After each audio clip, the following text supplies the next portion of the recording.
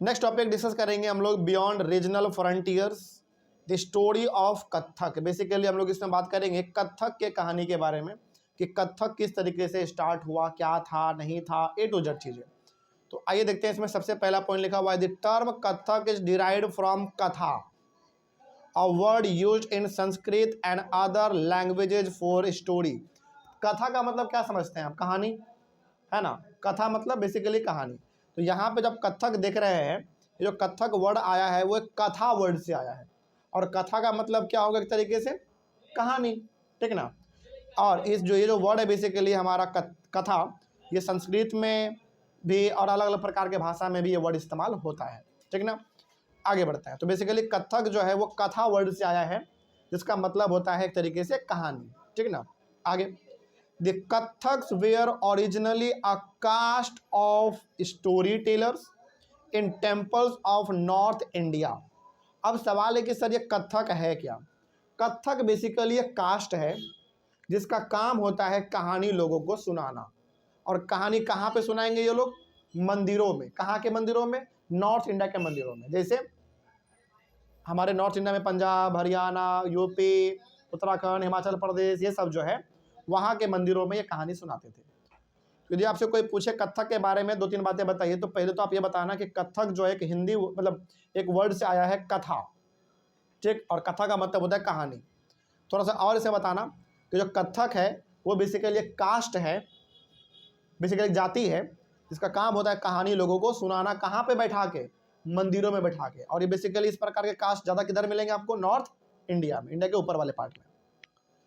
Kathak began evolving into a distinct mode of dance in the 15th and 16th centuries with the spread of the Bhakti movement। अब धीरे धीरे ये जो कथक हमारा cast है ये धीरे धीरे बदलने लग गया डांस में। इसीलिए आज आप डांस का एक नाम सुनते हो, कथक डांस। तो ये जो कथक डांस को स्टार्ट करने वाले लोग थे वो यही लोग थे, कथक कास्ट के लोग। समझा ये बात? मतलब कथक कास्ट के लोगों ने ही कथक डांस का शुरुआत मंदिरों से किया था, क्योंकि लोग कहानी कहाँ पे सुनाते थे? मंदिरों में। तो मंदिरों से इन्होंने डांस का भी शुरुआत किया था, इसीलिए उस डांस का नाम हो गया कथक डांस, ठीक ना। आगे बढ़ते हैं। और कब? भक्ति मूवमेंट के दौरान। भक्ति मूवमेंट का मतलब जब हमारे इंडिया में बड़े जोर शोर से देवी देवताओं का पूजा पाठ करने का मूवमेंट चल रहा था कि करना है पूजा पाठ वगैरह, भक्ति वगैरह, उसी समय से सब हमारा कहानी स्टार्ट हो गया। तो बेसिकली कथक एक कास्ट है, नॉर्थ इंडिया में बेसिकली लोग ज़्यादा पाए जाते हैं, और वहाँ के मंदिरों में इन लोगों का काम होता है लोगों को कहानी सुनाना देवी देवताओं के बारे में, फिर और भी कहानी है तो। और कथक कास्ट के लोगों ने ही कथक डांस का शुरुआत किया, इसीलिए उस डांस का नाम भी पड़ गया कथक डांस, ठीक है। आगे, the legends of Radha Krishna were enacted in folk plays called Ras Leela. रास लीला बेसिकली एक डांस होता है, एक तरीके से आप कह सकते हो, जिसमें राधा और कृष्ण जी के बारे में होता है पूरा वो नाटक वगैरह, डांस वगैरह, जिसको कहा जाता है रास लीला, ठीक ना। कहने का मतलब यहाँ पे सिंपल सा हुआ कि राधा जी और कृष्ण जी के दोनों आपस में मिल के डांस वगैरह करते हैं, नाटक वगैरह करते हैं, इसी को बोला गया रास लीला। और ये शुरुआत जो है वो उसी टाइम से शुरुआत लोगों ने किया था, और आज भी रास लीला का फंक्शन अलग अलग जगह पे होता है, ठीक ना। लोग इसको अच्छी तरीके से परफॉर्म भी करते हैं। Under the Mughal empires Kathak was performed in the court.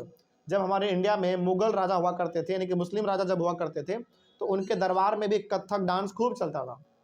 Kathak dance, Kathak कहानी, है ना, ये सब चलते थे। यानी कि राजा के सामने कथक डांस भी वहाँ पे होता था एंजॉयमेंट के तौर पे। It developed into two traditions. In two tradition basically दो रूप में हमारा डेवलप हुआ है। पहला, one in the courts of Rajasthan यानी कि Jaipur, and other in Lucknow. कहने का सिंपल सा मतलब हो गया बेसिकली कि कथक डांस वगैरह जो है वो ज़्यादातर उस समय पे इंडिया में दो जगह पे होते थे। पहला राजस्थान में, और राजस्थान में भी सबसे ज़्यादा कहाँ पे? उसके कैपिटल जयपुर में, ठीक। और दूसरा लखनऊ में, यानी कि राजस्थान के अंदर जयपुर और लखनऊ, इन दोनों जगह पर कथक डांस पहले खूब चलता था। आज तो खैर Kathak dance all over India में फेमस है, उस समय पे ये कहानी था।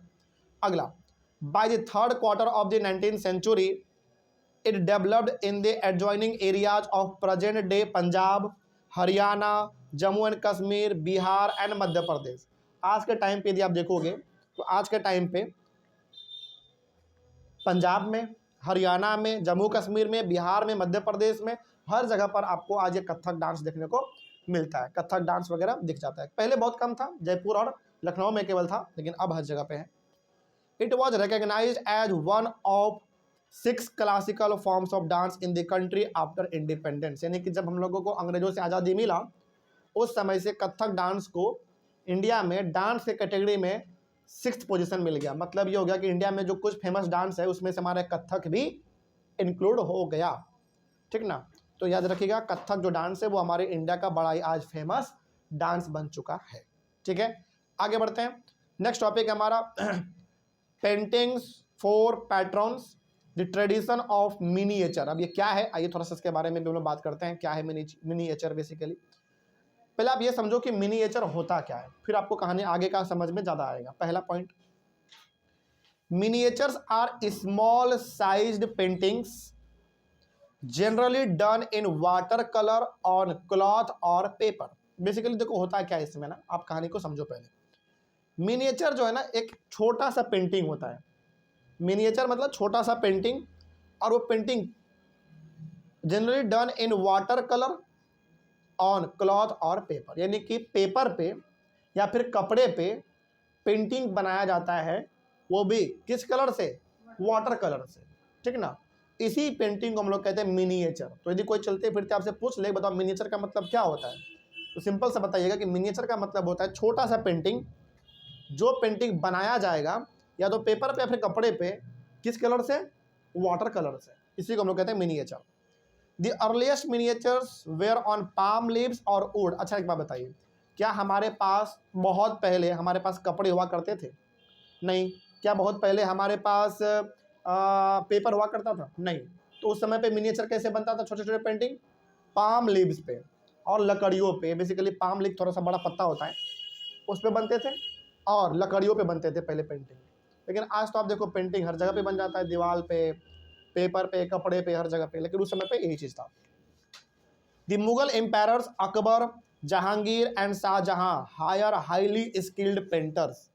अब देखो बात करें हम लोग मुगल राजाओं के बारे में, तो अकबर, जहांगीर, शाहजहां, ये मुगल राजाओं में से बहुत पावरफुल राजाओं, मतलब मुगल में कई सारे राजा हुए हैं, तो ये सारे पावरफुल राजा थे।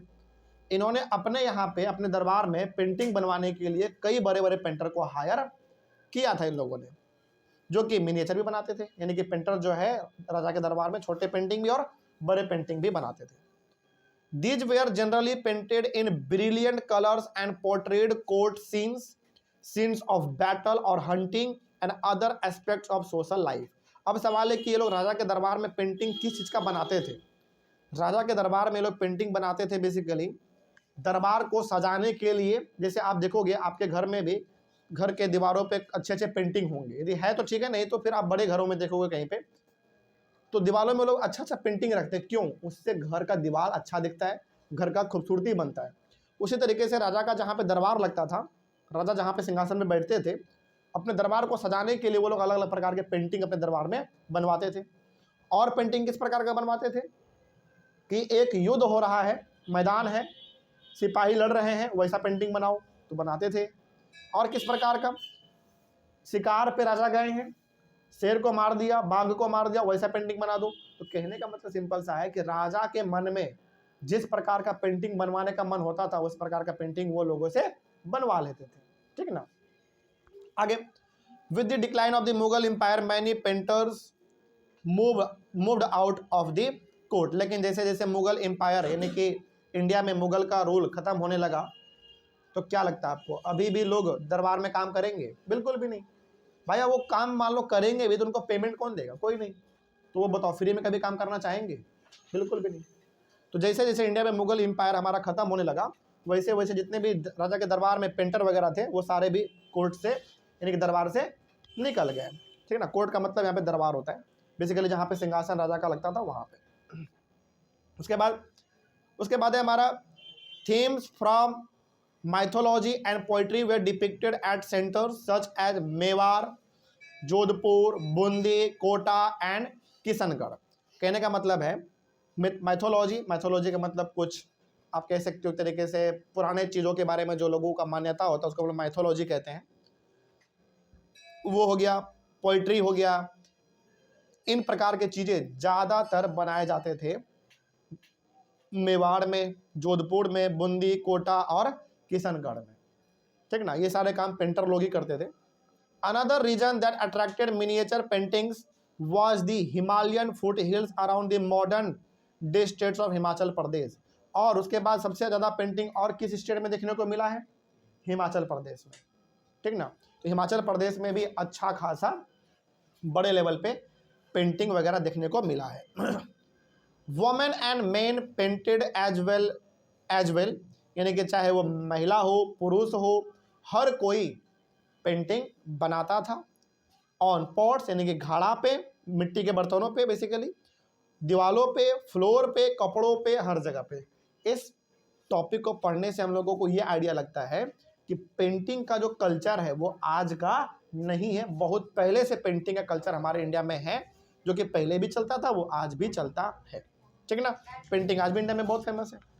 इस तरीके से टॉपिक हुआ हमारा कंप्लीट। नेक्स्ट टॉपिक है हमारा क्लोजर लूप बंगाल। तो बंगाल के बारे में हम लोग बात करेंगे, लेकिन अगले वाले क्लास से। मिलते हैं हम लोग अपने अगले क्लास में। Thank you very much.